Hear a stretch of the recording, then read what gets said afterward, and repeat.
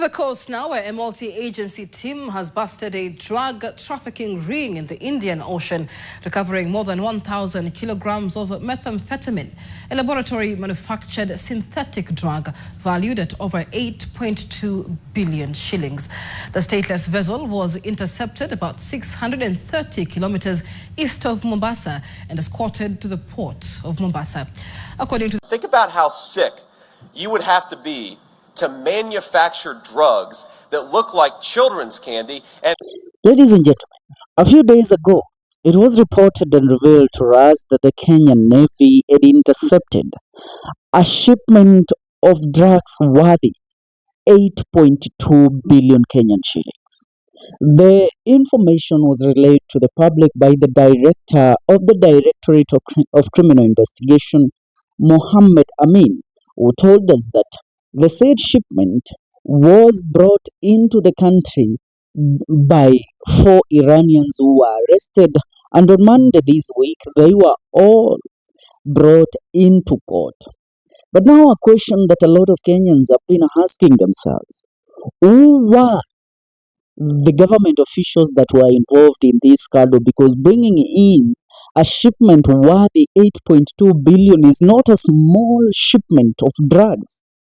Now, according to the report we are receiving from one blogger, Maverick Aoko, she is telling us that this shipment is linked to the government officials, and the crackdown of the interception of the said 8.2 billion shipment is linked to the current expected visit of the American president into the Republic of Kenya.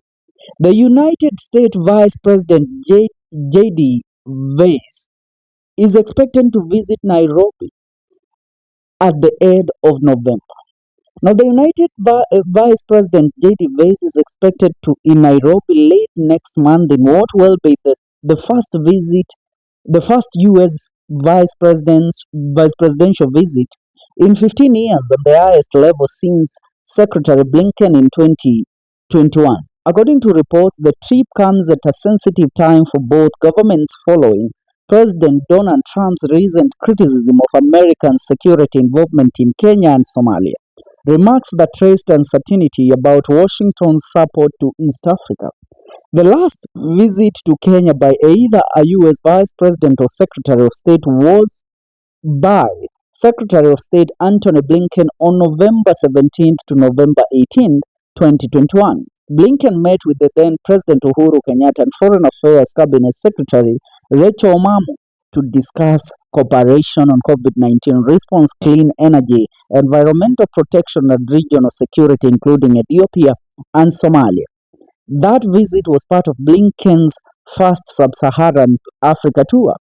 No U.S. Vice President has visited Kenya since Joe Biden in June 2010, and no Secretary of State has visited since Blinken.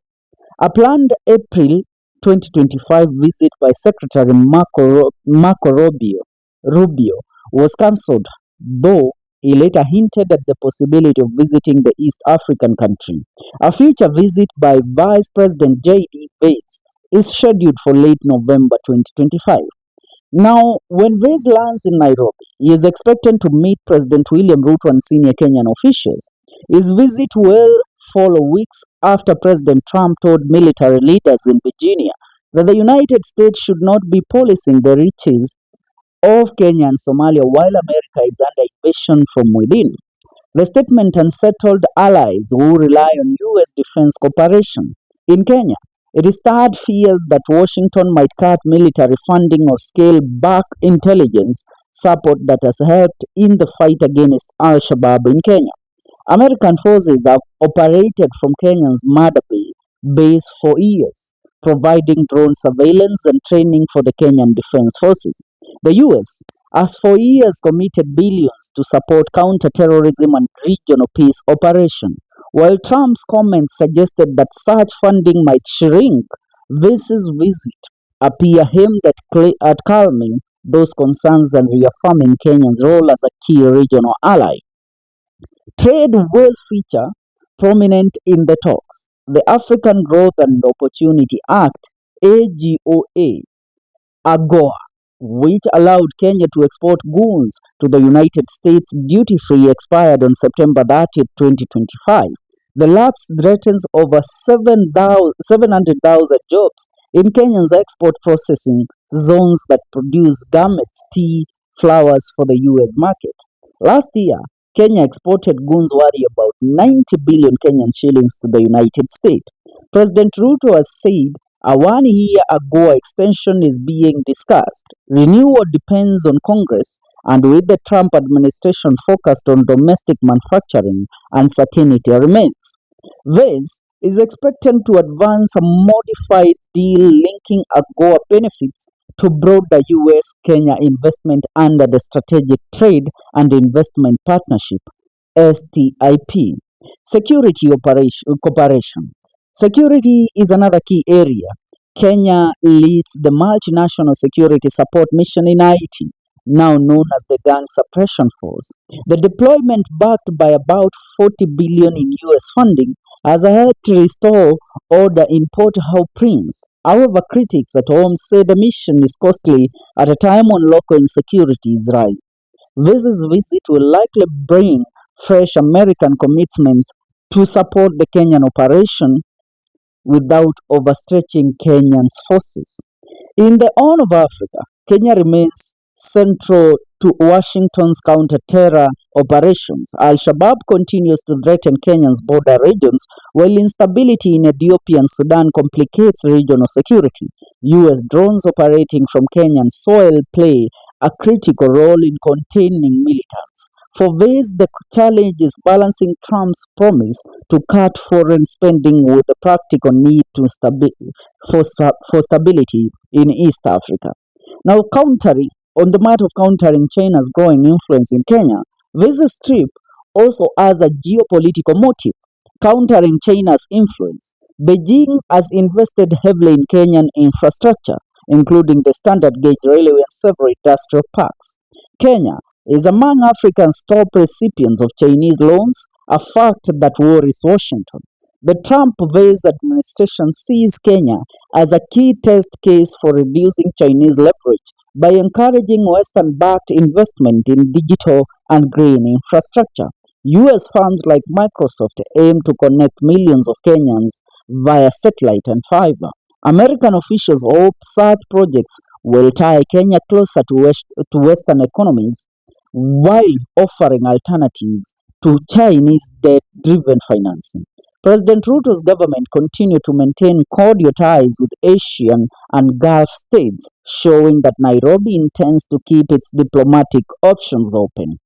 On the domestic pressure for President William Ruto. For President William Ruto, this visit comes at a political tense time. Rising taxes, corruption scandals, and high youth unemployment have damaged his approval ratings. Securing a deal to renew AGOA could give him an economic boost. Stronger defense cooperation with the United States would also enhance his standing as a regional leader.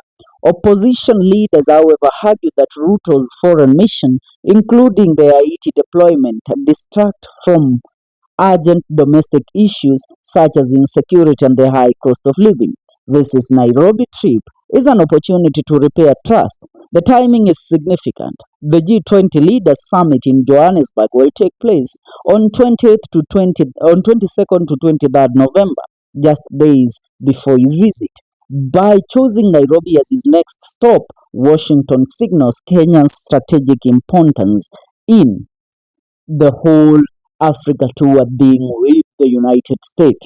Now, let's look at the main reason, according to Maverick Aoko, on this visit by the United States Vice President. According to Aoko, 4 hours ago, she stated, J.D. Vance, the United States of America Vice President, is coming to Kenya, basically to negotiate rare hard minerals, Zakwal, which means there are a lot of minerals, by the way, including uranium that was discovered in Kwale and is part of the visit by J.D. Vance in Kenya, where he is meant to discuss on how the U.S. will will expand its operations in dealing with minerals, in trade minerals with the Republic of Kenya. And she tells us that so when CIA was doing groundwork to actually uh, establish the security of the United States Vice President before the Vice President lands, they found that Kenya is a drug zone. It is the current hotspot of drug trade in Africa.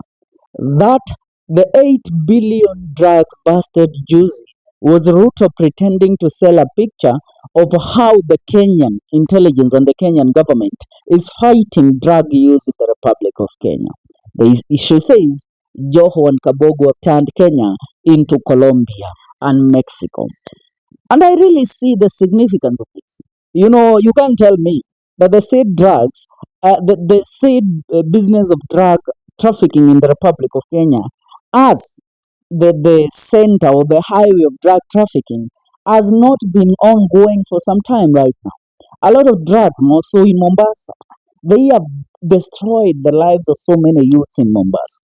And now is the time that we are receiving the news of the largest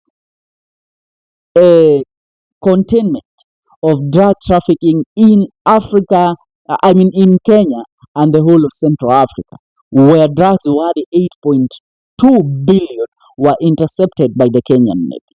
Ladies and gentlemen, William Ruto is a master in playing the game of deception. And according to Aoko, that is what he is doing currently. Leave a comment on the comment section. I'll see you in our next video. This is the Kenyan Daily Report.